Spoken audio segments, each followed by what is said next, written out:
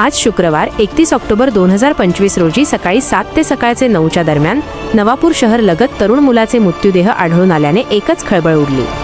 अंदाजे वय 23-25 असून नवापूर शहरालत PWDच्या मागच्या बाजूला नदीत आढळून आल्याने नवापूर पोलीस ठाण्यातील PSI सोनवणे साहेब यांनी तातडीने जीवनधारा रुग्णवाहिकेची मदत घेत सोमा कोकणी लाजरस गावीत मदत करत उपजिल्हा रुग्णालय येथे दाखल केले असून पुढील तपास नवापूर पोलीस करीत आहे।